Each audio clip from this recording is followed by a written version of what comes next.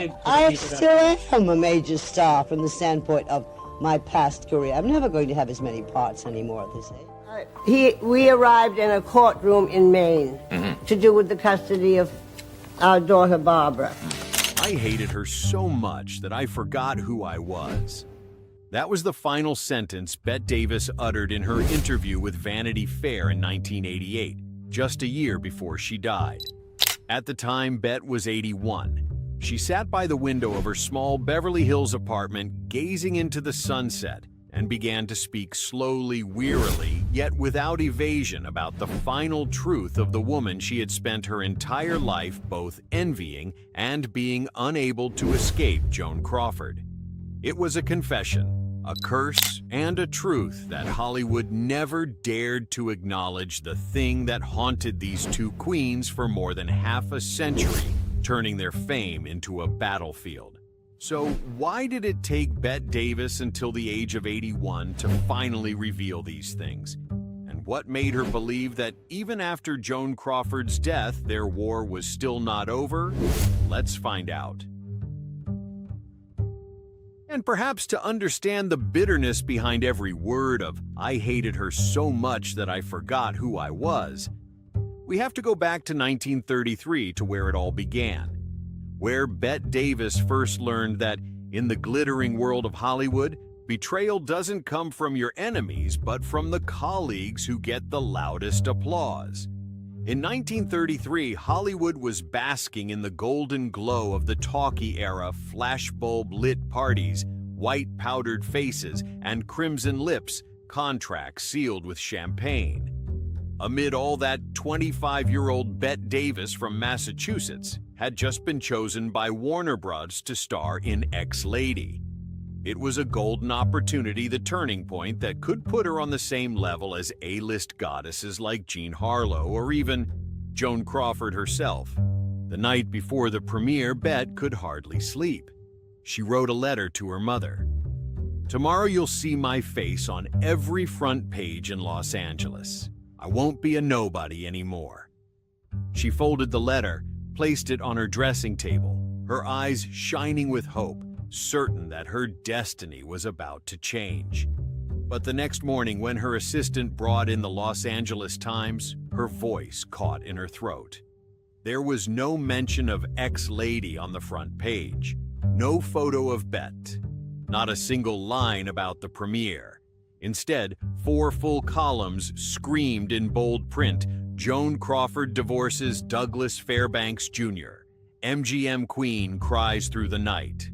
The room froze. Bette held her coffee cup hands trembling before it slipped from her grip and shattered on the carpet. The sound of breaking porcelain echoed like the sound of her heart cracking in silence.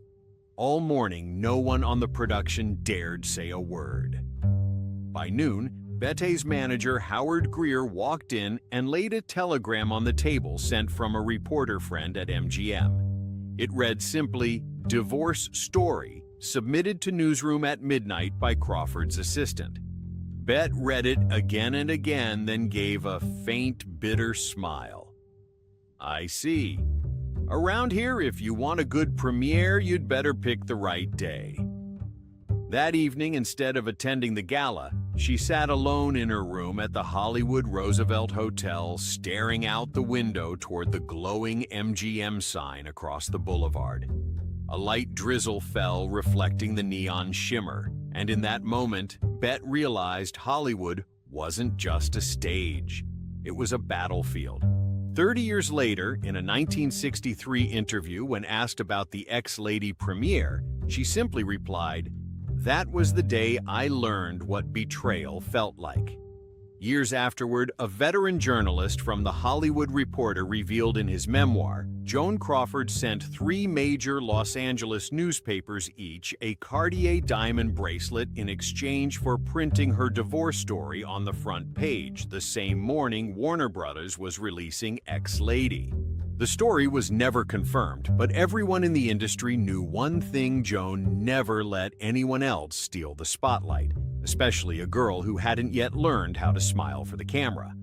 From that day on, Bette Davis's eyes changed. She no longer believed in the fairness of the press, nor in friendly embraces backstage. She once said, "I thought Hollywood was heaven. Turns out it's a casino where the one who cheats first always wins." And that was only the beginning of 50 years of resentment. A feud that would consume two of the most talented women ever to grace the screen. Because right after that first betrayal, Joan Crawford didn't just steal Bette's headline, she was about to steal the only man Bette Davis ever truly loved. In 1935, on the RKO set of Dangerous Bette Davis, then 27, was at the peak of her hunger for recognition, for love, for escape from her label as Warner Bros.' Cold Girl. Among her co-stars was a man who made her heart beat for the first time, Franchot Tone, a young MGM actor with a gentle smile and a voice as warm as whiskey with honey. He was unlike other Hollywood men, less flash, more soul. He complimented her not for her looks, but for her eyes so real, they're frightening. And that was enough. For the woman who once said, "I don't need love, I need a career," something inside her began to melt. After filming, she often stayed behind, talking with Tone about scripts, about her fear of being swallowed by the glamour machine. He would listen, smile softly sometimes, light her cigarette and whisper, "Bet you have something they don't have, a soul." Those words silenced her for a moment, then made her laugh like a young girl.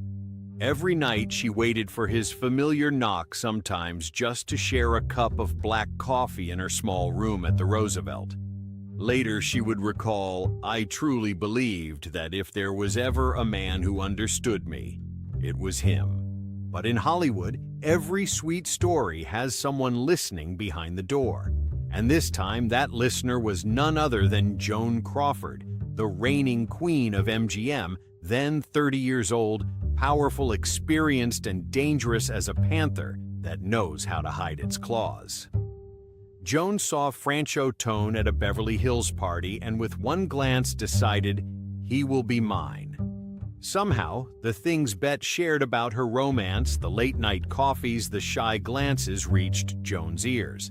In Hollywood, rumors traveled faster than light. Crawford struck with the weapon she wielded best, calculated seduction. One Friday afternoon, she invited Tone to a quiet dinner in Brentwood, just to discuss a new script and role. He went, and when the door closed behind him, it was like a verdict. That same night, while Bette sat in her hotel room writing to her mother about the gentlest man I've ever met across town, Franchot Tone was dancing with Joan Crawford in the golden candlelight, the Victrola humming softly. They laughed, raised their glasses, and the rest Hollywood would tell for her. A week later, the cover of Photoplay magazine hit the stands, a photo of Franchot Tone and Joan Crawford hand in hand at an MGM party. The headline stretched across the page, "Joan Crawford's new love Bette was in the dressing room," when a friend tossed the magazine onto her table with an awkward smile. She said nothing.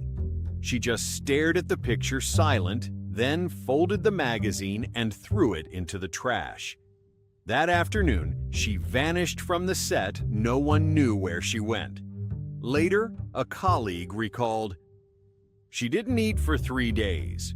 No one dared approach her." Joan Crawford, on the other hand, seemed to want Bette to know. She sent a short note.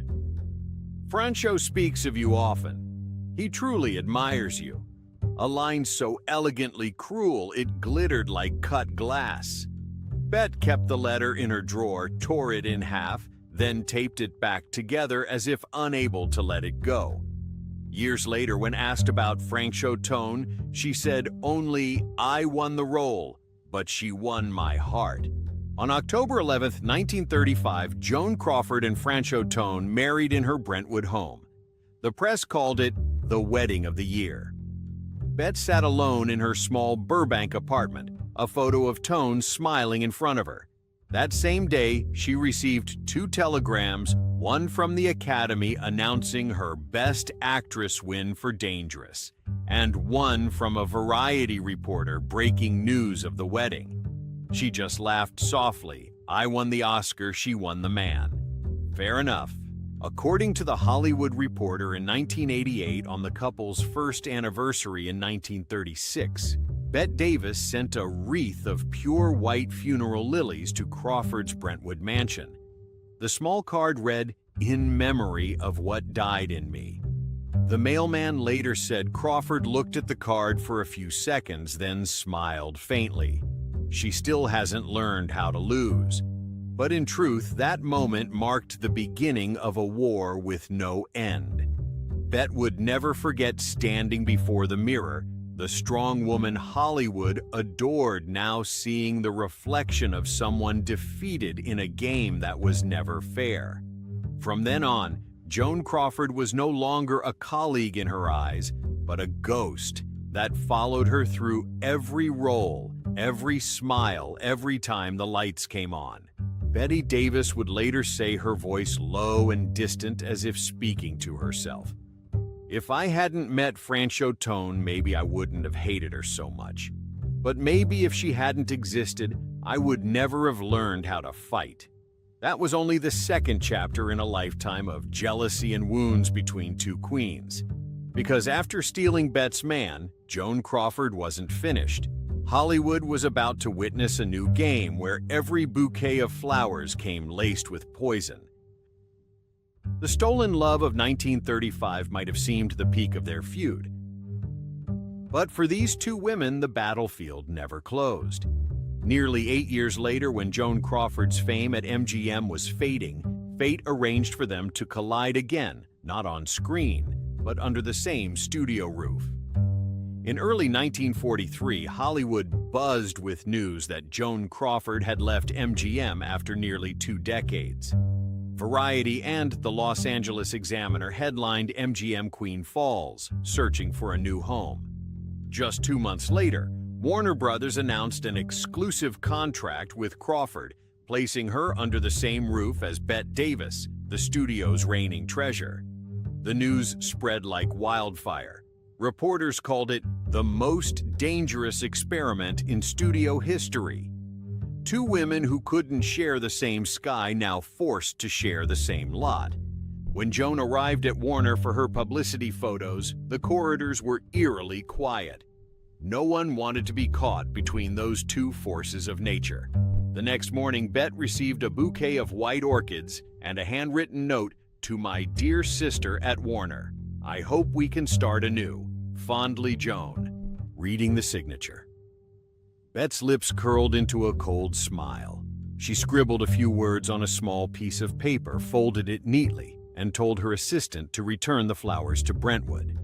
Inside the note was a single line, "I'm allergic to fakes." 20 years later, in an unpublished memoir by Bette's personal assistant, Margaret Williams, a chilling detail emerged: "I was the one who smelled the bouquet. The petals had a strange, fine powder on them. A week after receiving it, Bette was hospitalized with severe rashes, swollen eyes, and difficulty breathing. Doctors diagnosed a serious allergic reaction to chemical dust. No one dared point fingers, but in Warner's back halls, people whispered that Joan Crawford had dusted the bouquet with nickel-based makeup powder, the same kind she used to brighten her skin under the lights. Variety stayed silent. Warner Brothers issued a statement: "Mrs. Davis is down with a mild flu." But everyone inside the studio knew it wasn't the flu. A former editor recalled, "In the dressing room, someone heard Bette say, 'If she wants a war, I'll give her one.'" The whole set went cold. From that day on, they stopped speaking altogether. If communication was needed, it went through secretaries or directors. It was as if a blade had drawn a line between them. During meetings, Bette would always arrive 10 minutes late just to avoid sitting at the same table as Crawford. Joan, meanwhile, sent gifts to directors: Cuban cigars, French wine polite cards, ensuring every accidental script change landed in her favor. One spring evening in 1944, Warner Brothers hosted a grand gala at the Ambassador Hotel with over 200 guests. When the MC announced Bette Davis, she appeared in a sleek black gown, her gaze like thunder. At the entrance, Joan Crawford approached, smiling, and extended a hand. "Welcome to Warner, Bette." Bette stopped. The room went silent. For 5 tense seconds, she stared at the offered hand, then straightened her back and walked past without a word. The swish of her dress against the floor was loud enough to make people shiver. A Hollywood Reporter-journalist later wrote, "Never had I seen coldness so mesmerizing." That was the moment Hollywood realized this feud would never end. The consequences came sooner than anyone expected. 3 days after the gala, Joan Crawford phoned the studio head Jack Warner. Her voice was icy, "Either Bette goes or I do." The quote was recorded in internal memos, throwing the studio into chaos. Jack Warner, known for his ruthlessness, only sighed, "2 stars, 1 sky, 1 has to dim." To cool the storm, the studio temporarily suspended both women for 2 months without pay, citing disruptive behavior. During that time, Joan continued to attend charity galas, smiling radiantly when asked about Bette. "She's special, very sensitive." Bette, recovering in the hospital, told a Variety reporter who visited, "I don't hate orchids. I just hate the person who sent them." From that moment on, there was no turning back. Every public smile, every forced handshake was just another mask. Hollywood gave them a new name, the Poison Roses of Warner Brothers. And that war, fueled by jealousy, pride, and deadly silence, had only just begun. After the Poisoned Orchids incident, everyone at Warner Brothers felt like they were walking on thin ice. No one dared mention Bette's name when Joan was present, and vice versa. The 2 stars became a blazing yet perilous constellation. Wherever they went, the air grew so thick it seemed ready to ignite. Even so, Hollywood's fate was not yet tired of its own taunting games. Because just a few years later, a new script would fall right into the hands of destiny. And this time, the prize wasn't a man, but a golden statue powerful enough to rewrite a person's honor. In 1945, Warner Brothers began production on Mildred Pierce, a psychological drama about a betrayed single mother, a role originally written specifically for Bette Davis. It was the kind of role she was born to play, fierce, layered, both fragile and ruthless. Directors all said, "If anyone can make audiences believe in a tormented woman, it's Davis." But Hollywood is a place where any role can be bought if the bidder pays enough. Joan Crawford, who had just been let go by MGM, was desperate for a rebirth. She appeared in director Michael Curtis's office with a deadly calm, carrying a small box from Tiffany. Inside was a gold watch engraved for timing and passion, for one who knows patience and desire.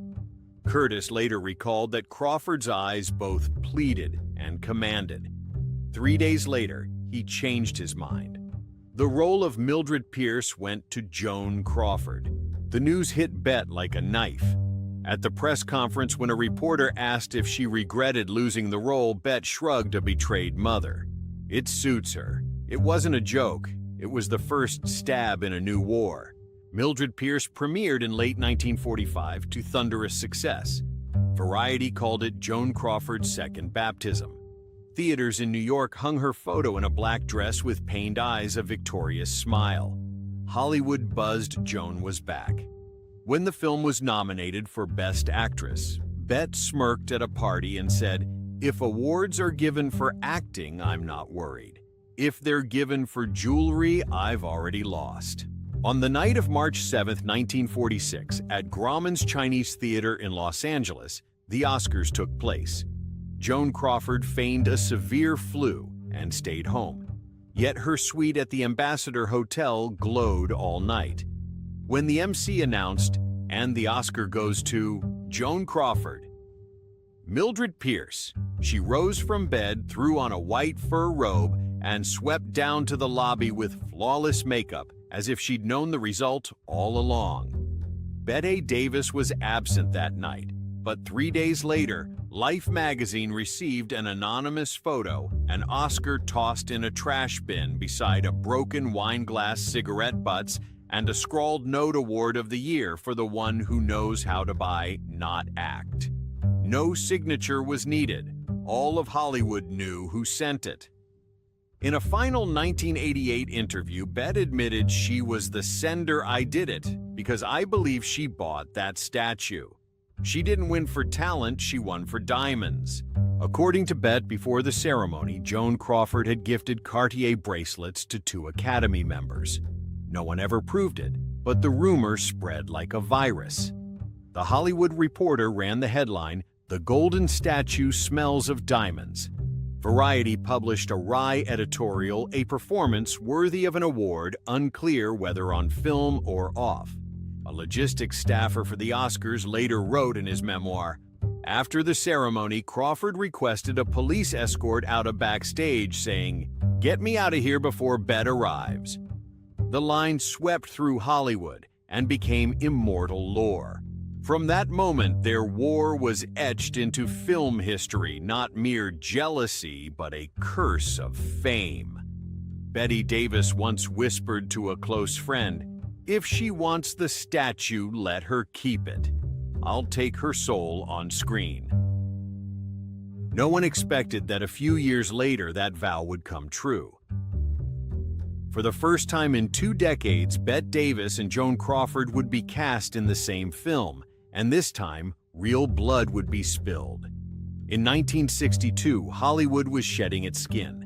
A new generation, Audrey Hepburn, Elizabeth Taylor, ruled the screen while the queens of the golden age like Bette Davis and Joan Crawford were pushed to the margins. When director Robert Aldrich set out to make Whatever Happened to Baby Jane a chilling tale of 2 aging sisters, one deranged and one crippled, trapped together in a decaying mansion, he knew that only 2 women who hated each other to the bone could make audiences believe such cruelty. Warner Brothers offered equal pay to both, but Bette set the first condition. "I'll do it only if she doesn't touch the script." Joan, of course, agreed only to quietly revise her lines days later. Tension erupted at the first table read. Bette walked in holding a bottle of Coca-Cola, a half smile on her lips. The room fell silent. Everyone knew Joan Crawford sat on Pepsi's board. When the director asked why she'd brought Coke into the meeting, Bette said coolly, "I only drink what isn't watered down." That afternoon, Joan struck back by installing a Pepsi vending machine right beside Davis's dressing room. From then on, each shooting day began with the scent of cola and the taste of hatred. What followed showed everyone what a battlefield set truly meant. In one scene, Bette as Baby Jane had to beat her paralyzed sister, played by Joan. Personal hatred blew past the script. When the camera rolled, Bette swung for real. The dummy head in the shot slammed into Joan's forehead. A dry crack sounded. Blood trickled, no prop this time. The take was so perfect that Aldrich shouted, "Cut brilliant." But Joan needed 3 stitches, and the look she gave Bette held something both wounded and cold as steel. The next day, Joan struck back. In another scene, Baby Jane must drag her crippled sister across the floor. Joan secretly hid 22 pounds of weights under her voluminous dress. During the take, Bette strained and couldn't budge her. They repeated the scene again and again until a tendon snapped in Bette's back. She screamed and collapsed to the floor while Joan let out a thin, satisfied laugh. A crew member later said, "No one dared intervene. We were watching 2 legends destroy each other, and the camera was the only witness." News leaked within the week. The Los Angeles Examiner blared, "The blood on Baby Jane's floor isn't a prop." Audiences half believed, half doubted, but ticket sales soared. The more they hated each other, the more seats they filled, and Hollywood knew it. During filming, the air grew so heavy that a single glance could set it off. One crew member recalled, "Every time Bette finished a scene, Joan would walk the set, spritzing Chanel No. 5. She said it was to freshen the air. but everyone knew she wanted to erase Bette Davis's scent from the room. Later in an interview, Bette stared straight into the camera and said, "That scene wasn't acting, that was me giving back everything she did to me. I just used the camera to make it legal." When Whatever Happened to Baby Jane opened, it became an instant phenomenon. Audiences trembled, terrified and enthralled, unable to tell where performance ended and reality began. The cuts on Joan's hands, the bruises on the back of Betty's neck all appeared on screen with a ghastly authenticity. The press raved, "Two aging queens make Hollywood bow." But behind the praise, the set still stank of antiseptic, and Chanel No. 5 the scent of blood and pride. They thought that after Baby Jane the war was over, that they'd poured all their hatred into the film. They were wrong, because the grandest, cruelest, most public revenge was still waiting for them on the next year's Oscar stage. February 1963, the Oscar nominations were announced. All of Hollywood waited to hear the names of the two women who had shaken the screen with Baby Jane. When the host read aloud, nominated for Best Actress, Bette Davis. Whatever happened to Baby Jane, the hall erupted in applause. But Joan Crawford's name never came. The chill in her eyes then made those nearby step back. A Variety reporter described it. If Crawford's gaze were a knife, the entire front row would have bled. From that moment, Joan began to plan. Those working at the Brentwood apartment said she spent nights writing letters, making calls, and meeting Academy members. She didn't talk about the film a former maid recalled, she talked about opportunity. The opportunity for others to shine if Mrs. Davis didn't win. It seemed Joan could not bear the thought that the woman she despised would once again walk onto the Oscar stage to the applause of the world. On awards night, April 8, 1963, at the Santa Monica Civic Auditorium, the air felt as thick as a storm before the rain. Bette Davis appeared in a form-fitting silver dress hair in a high chignon, her confidence bordering on defiance. Photographers jostled and flashed like fireworks. In the back rows, Joan Crawford slipped in, quietly draped in a metallic silver gown with a jewel-encrusted neckline, her smile painted to perfection, a smile masking a scheme. When Anne Bancroft's name was called for the miracle worker, the audience applauded, but no one came forward. The host hesitated. Miss Bancroft could not attend this evening. And in that instant, Joan Crawford rose, her smile blooming. She stepped onto the stage, hair gleaming under the lights, the hem of her gown whispering across the red carpet. Each step was a public insult. The camera panned to Bette Davis, her face frozen, lips pressed tight, eyes cold as a blade. The entire auditorium knew they were witnessing a historic moment. Joan accepted the statuette on Anne Bancroft's behalf, turned to the audience, and smiled. "I'm honored to accept this award for Anne. Thank you for giving me the privilege of touching something sacred." Soft, nervous laughter rustled through the hall. Bette Davis recalled years later.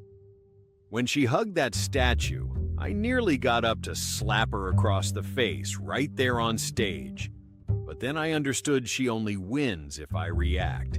After the ceremony, photographers poured backstage where Joan posed with the Oscar while Bette walked past, head-high, face unreadable.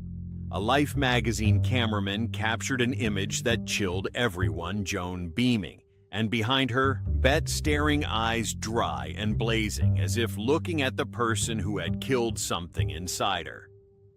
3 days later, Bette found an envelope on her desk. Inside was a pearl-colored card, the handwriting neat. "Thank you for yielding the stage. It suits me better." No signature, but the scent of Chanel No. 5 clung to the paper. By 1988, in her final interview, Bette admitted, "I never forgot that night. I lost the award, but she lost her soul. That's the difference between an actress and someone who puts on an act." After Joan's death in 1977, stories of the night the Oscar was stolen continued to circulate. By 1992, an internal Academy fax leaked, showing Joan Crawford had worked behind the scenes to ensure Anne Bancroft would not attend the ceremony and had reserved the silver gown she wore that night more than 2 weeks in advance. Everything seemed perfectly orchestrated, like the most lavish revenge play Hollywood had ever seen. That night was not just an awards ceremony, it was the apex of a half-century feud.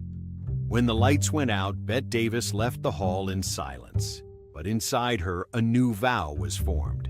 She told her close friend Olivia de Havilland, "If they call that a victory, just wait. I'll show them what hell looks like." After the 1963 Oscar night, the glamour of both women faded like stage lights after the final curtain. Joan Crawford's allure waned. Bette Davis drifted through fewer roles, failed marriages, and newspaper mentions that reduced them to relics in Hollywood's museum. And yet, some feuds don't die with time, they merely sleep in the heart, waiting to be summoned on a late afternoon. 35 years later, with hands trembling from age, Bette Davis finally chose to say everything, not to take revenge, but to be unburdened. March 1988. In a small Beverly Hills apartment, Bette Davis sat before Vanity Fair's camera body. Frail hair, afraid silver eyes, still burning like an old flame. After decades of silence, she agreed to one interview. When the reporter asked about Joan Crawford, the room fell still. Bette smiled faintly, and her voice quivered. "I've been fighting a ghost my whole life." She said that years after Joan's death, 1977, she still dreamed of her rival sitting at the foot of the bed in a white dress, smirking, "I'm still prettier than you, Bette." Each time she woke in tears. Sometimes she told herself, "If she were alive, I might have no reason left to act." In one segment of the interview, Bette admitted she had written Joan an apology letter in 1979. That was after reading Mommy Dearest Christina Crawford's memoir, accusing her mother of cruelty and coldness. Bette said, "I finished it, and for the first time, I felt sorry for her. I wrote, 'Joan, perhaps we let Hollywood turn us into monsters. If you need someone who understands, I'm here.' But the letter was returned torn to pieces. Perhaps no one wanted to forgive anyone anymore." When asked, "Do you regret it?" Bette was silent for a long time, then whispered, "I wish I had hugged her just once." In that moment, tears rolled down the cheeks of the woman once called the Iron Queen of the screen. The light in the room seemed to soften. There was no proud Bette Davis anymore, only an 81-year-old woman looking back at the past as if watching an old reel fade away. A year later, on October 6, 1989, Bette Davis drew her last breath in a Paris hospital. When the nurses packed her things, they found an old yellowed photo of Joan Crawford in the nightstand drawer. On the back, scrawled in blue ink, "We were both devoured by Hollywood." No one knows when Bette wrote it. Some say in her final days. Others believe it was years earlier, after she realized their feud had never truly been between two women, but between two victims of the same ruthless world called Hollywood. And perhaps in that belated confession, Bette Davis finally found a sliver of peace she'd been denied all her life, if only in her last breath when the stage lights had died, and the ghost she once hated was still smiling somewhere in her memory. They say Hollywood makes stars, but sometimes it also makes ghosts. That line reads like an unofficial eulogy for both Bette Davis and Joan Crawford, two women who climbed to the peak of fame by sheer talent, yet fell into the abyss carved into their hearts by that very world. Their feud, outwardly a flurry of jealousy clashes, and Barb's was in truth the product of a machine that forced women to fight to survive. In Hollywood, if a woman is not loved, she must be feared. And Bette and Joan, each in her way, chose that path until they no longer knew where the stage ended and life began. What they left behind is not only cinema, but a mirror reflecting fame's dark face where talent and jealousy light and shadow blend until no boundary remains. Perhaps both were right and both were wrong. Bette Davis once said, "If there's a next life, I hope to meet her again, but this time I won't act." It sounds like a closing line, but also like the final forgiveness she never got to say. If you ever thought you understood Bette Davis or Joan Crawford, think again. They weren't just movie stars. They were two souls devoured by Hollywood, then thrown back to the world to be gawked at, judged, and misunderstood.